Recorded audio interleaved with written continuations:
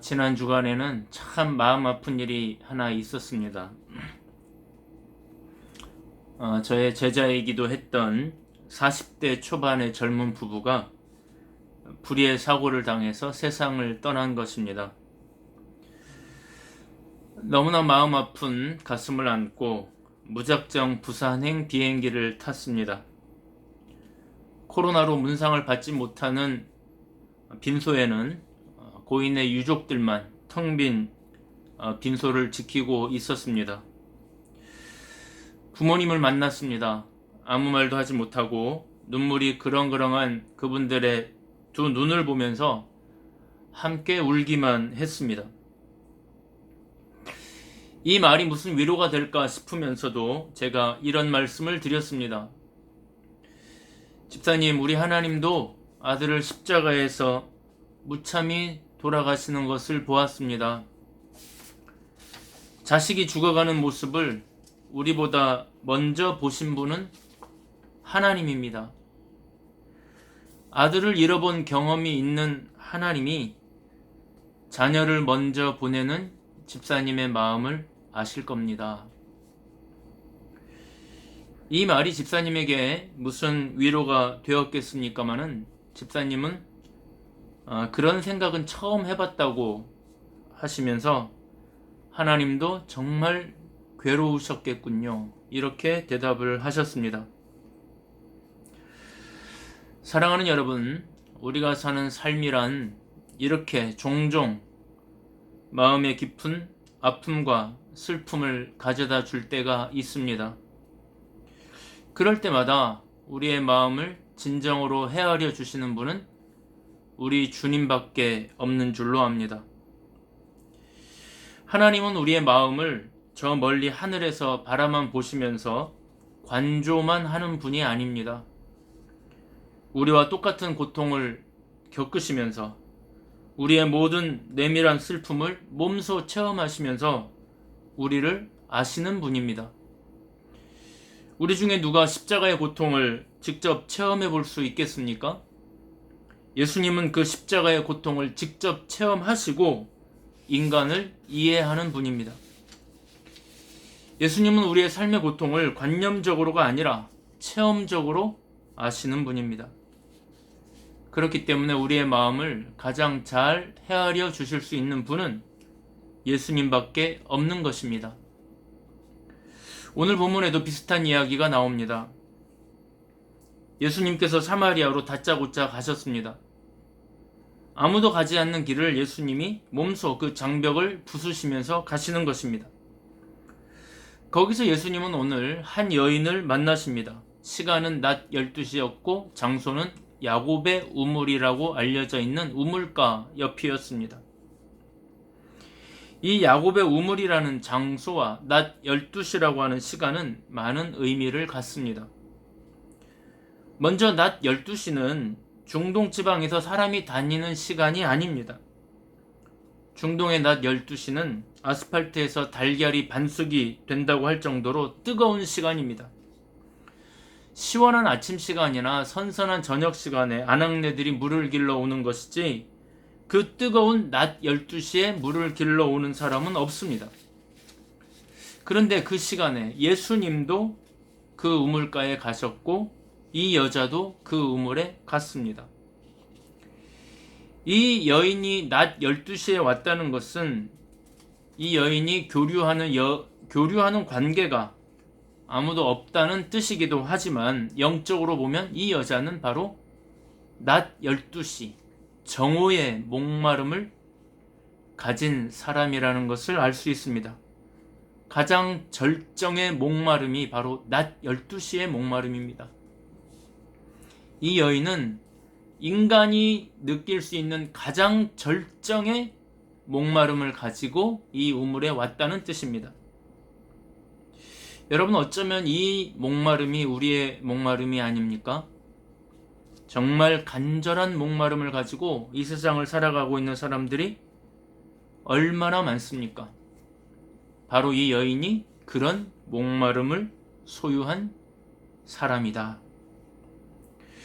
그리고 장소의 중요성입니다. 오늘 성경은 이 우물을 야곱의 우물이라고 말합니다. 이 야곱의 우물은 야곱이 12아들과 함께 이 우물을 파서 그 물을 먹었고 지금 그 12지파가 된 이스라엘 자손들에게 남겨준 우물이라는 뜻입니다. 지금도 이스라엘에 가면 이 우물이 있다고 합니다. 약 22m 깊이의 깊은 우물입니다. 이 우물이 사마리아 사람들에게 왜 중요하냐 하면은 이 사마리아 사람들은 수백 년 동안 유대인들과 척을 지고 살고 있었습니다. 지난 시간에도 말씀을 드렸지만 예수님이 오시기 722년 전에 아수르라고 하는 나라가 이스라엘에 쳐들어와서 자기 백성들을 이스라엘 땅에 심었는데 그 장소가 바로 사마리아였습니다. 사람들을 심어서 그들과 결혼을 했기 때문에 사마리아 사람들은 혼혈족이 되었을 뿐만 아니라 종교도 아수르의 종교가 들어오는 바람에 종교도 혼합 종교가 되어버렸습니다. 그래서 이 사마리아 사람들은 정통 유대인들이 섬기는 예루살렘 성전에 갈 수도 없었고 그들의 율법대로 예배 드릴 수도 없었습니다.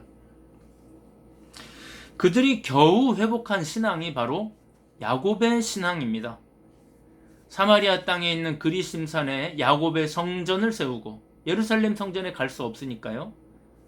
또 이 야곱의 우물에서 야곱을 생각하며 이 우물을 마시는, 그래서 언젠가 야곱에게 나타났던 하나님이 오실 것이라고 하는 고대감을 가지고 살아가는 사람들이 바로 이 사마리아 사람들이었습니다. 바로 그 야곱의 우물, 사마리아 사람들의 정신세계를 지배하고 사마리아 사람들의 영성을 유지시켜주는 바로 그 야곱의 우물. 이 야곱의 우물은 그들에게는 영적인 그늘이었습니다. 그러나 여러분, 그런 그 야곱의 우물에서 아무리 그 우물을 마시고 아무리 야곱의 성전에서 그들만의 예배를 드린다 한들 그들에게는 그 갈급함을 해소해 줄 만한 생수가 없었습니다. 그들은 그렇게 예배를 드리고 그들은 그 우물에서 그렇게 그 깊은 물을 퍼 마셔도 그들은 진정한 자유와 행복을 느낄 수가 없었습니다. 이 여인이 바로 그런 여인이었습니다. 그래서 이 여인은 이 남자도 만나보고 저 남자도 만나보고 무려 남자를 5번이나 갈아치우기도 하고 그래도 안 되겠기에 그래도 살아는 되어야 하니까 살기는 해야 하니까 낮 12시에 터벅터벅 이 우물에 와서 물을 길어 먹고 있는 것입니다.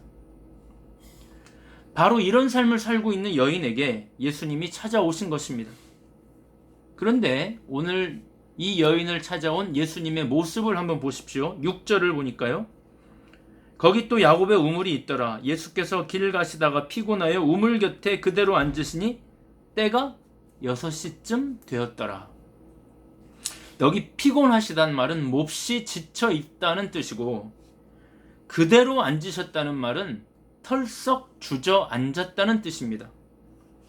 그러니까 예수님은 지금 예루살렘에서의 긴 사역과 사마리아로의 긴 여행과 또 낮 12시의 뜨거움 때문에 지금 되게 몹시 지쳐 있었기 때문에 지금 야곱의 우물 옆에 털썩 주저앉은 것입니다. 여러분, 이분이 바로 우리 예수님의 모습입니다. 예수님은 우리의 지친 모습과 똑같이 우리 옆에 계십니다. 우리의 삶의 고단함을 아십니다. 우리가 왜 이렇게 힘들게 사는지, 우리의 삶이 왜 이렇게 지친지 주님은 아십니다. 주님은 저 멀리 우주에 계신 분이 아니라 우리 인간의 삶을 살아보신 분이고 지금도 우리 인간들 옆에 나란히 같이 계신 분입니다. 그래서 우리를 너무나 잘 아십니다. 사랑하는 여러분, 오늘 이 주님 앞에 나오셔서 내가 너를 잘 안다고 말씀하시는 이 주님의 음성을 들으실 수 있기를 축복합니다. 지금 이 예수님이 이 여인에게 말을 걸었습니다. 나에게 물을 좀 주시오. 그런데 이 여인이 아주 퉁명스럽게 대답합니다. 당신은 유대인인데 어떻게 사마리아 여자인 나에게 물을 달라고 합니까? 아주 퉁명스럽습니다. 여러분, 이것이 지친 사람들의 특징입니다. 보통 사람이라면 힘들고 어려운 사람을 만나면 그들을 돕고 싶어지는 측은지심이 생기기 마련인데, 너무 지친 사람들은 그게 되지 않습니다. 너무 지친 사람들은 퉁명스럽게 되고 불만투성이의 말들이 자기도 모르게 튀어나오는 것입니다. 뭐 그렇게 잘난 유대인이 지금 이 사마리아 사람, 그것도 사마리아 여자인 나에게 물을 달라고 하냐고 반감이 섞여 있는 퉁명스러운 말로 대답을 합니다. 그러니까 예수님이 10절에 이렇게 말씀하십니다. 10절을 봅니다. 예수께서 대답하여 이르시되 내가 만일 하나님의 선물과 또 내게 물 좀 달라 하는 이가 누구인 줄 알았더라면 내가 그에게 구하였을 것이고 그가 생수를 내게 주었을 것이다. 여러분, 이 대답은 이 여자에게 전혀 예상하지 못한 대답이었습니다. 퉁명스럽게 말하면 상대방도 퉁명스럽게 나오기 마련인데, 아니면 역정을 내거나 하기 마련인데, 이 유대인은 뭐 전혀 감정의 기복이 없이, 그리고 내용도 너무나 이상한, 너무나 예사롭지 않은, 너무나 신비한 대답을 하는 것입니다. 그러니까 그제서야 이 여자가 이게 예사롭지 않은 분이구나 하는 것을 캐치하고 11절 12절에 이렇게 말합니다. 여자가 이르되 주여 물기를 그릇도 없고 이 우물은 깊은데 어디서 당신이 그 생수를 얻겠사옵나이까? 우리 조상 야곱이 이 우물을 우리에게 주셨고 또 여기서 자기와 자기 아들들과 짐승이 다 마셨는데 당신은 야곱보다 크십니까? 여러분, 이 말이 무슨 말입니까? 당신이 우리에게 무슨 생수를 준다는 말이요? 우리가 먹는 이 우물은 야곱이 우리에게 준 우물이고 바로 이 우물에서 야곱과 야곱의 아들들이 다 먹었고 우리도 이 우물을 먹고 살아가고 있는데, 이 야곱의 우물은 우리의 그늘과도 같은 우리의 정신세계를 지배하고 있는 바로 그런 우물인데, 그렇다면 당신은 야곱보다 큰 사람이요? 이렇게 물은 것입니다. 그런데 여러분, 이 고백은 단순한 사실 확인이 아니라 이 단어와 단어들 사이에, 이 문장과 문장 사이에 아주 중요한 자백이 하나 들어있습니다. 고백인데 자백이 들어있는 겁니다. 어떤 자백이냐 하면, 우리는 이 우물을 수백 년 동안 먹었다. 그런데 우리의 갈증을 해소하지 못했다. 우리가 그렇게 사모하던, 그렇게 우리가 숭배하던 야곱이 우리에게 준 우물인데 우리는 이 우물에서 진정한 행복을 찾지 못했다. 그런데 당신은 그 야곱보다 크신 분인가? 이렇게 물어본 것입니다. 여러분, 바로 이 자백이 우리의 고백이 아닙니까? 우리는 이 세상 살면서 너무나 많은 갈증을 느낍니다. 많이 지칩니다. 많이 힘듭니다. 그래서 우리는 우리 조상들이 우리에게 준 우물, 예를 들면 TV에서 나와서 말씀하시는 강사들의 말, 학교에서 배우는 선생님들의 말, 우리 조상들이 우리에게 전해준 가훈들, 또 아수르의 종교인 무당의 말들, 점쟁이의 말들, 다른 종교의 말들, 여러 책의 말들, 그런 말들 속에서 해답을 찾으려고 하고 거기서 찾은 좋은 글귀들을 가지고 우리의 인생의 방향을 잡아왔습니다. 그래서 그렇게 하루하루를 살아오기는 했지만 사실 마음에 쏙 드는, 정말 마음을 시원하게 해주는 정답은 없었습니다. 갈증을 시원하게 해소시켜주는 정답은 없었습니다. 순간순간의 짧은 교훈들은 있었지만 우리의 영혼을 완전히 해방시켜주는 정답의 말들은 없었습니다. 그래서 우리도 묻고 싶은 것입니다. 예수를 만나면 우리도 묻고 싶은 것입니다. 당신은 우리가 읽고 우리가 받아왔던 그 모든 교훈들보다 더 크신 분인가? 어떤 목사님이 쓰신 글을 보니까 인문학은 명답이고 성경은 정답이다, 이런 글귀를 쓴 거를 보았습니다. 이 문장을 읽으면서 옳다 하는 생각을 했습니다. 적절한 문장이었습니다. 적절한 표현인 것입니다. 사랑하는 여러분, 우리는 살면서 정말 많은 명답들을 얻었습니다. 그것이 다 오답이라고 할 수 없습니다. 좋은 대답들입니다. 그 많은 명답들 덕분에 지금까지 살아왔습니다. 그러나 그것은 순간순간 잠시의 갈증을 해소시켜 줄 뿐 근원적인 기쁨, 영혼의 기쁨을 주지는 못했습니다.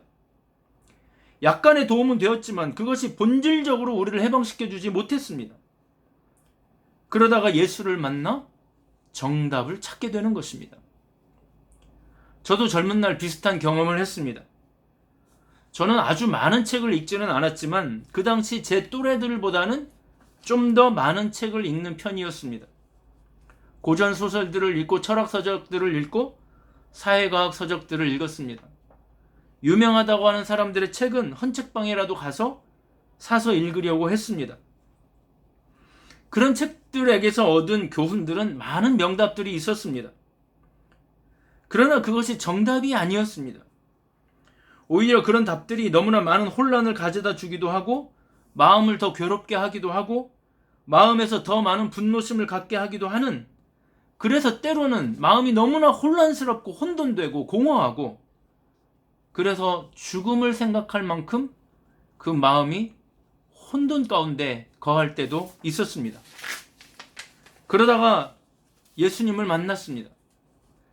요한복음 14장 6절 말씀에 예수께서 이르시되 내가 곧 길이요 진리요 생명이니 나로 말미암지 않고는 아버지께로 올 자가 없느니라고 하는 이 말씀을 읽는 순간 이 말씀이 저의 마음을 꿰뚫고 관통하였습니다. 저의 영혼을 사정없이 흔들어 놓았습니다.